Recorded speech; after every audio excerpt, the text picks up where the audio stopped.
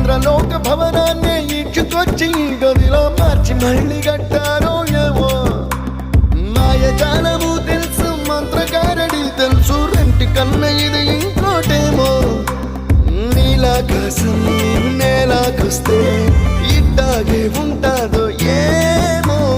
ఈ సంతోషం దాచాలంటే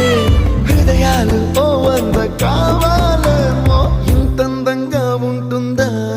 ఈ లోకం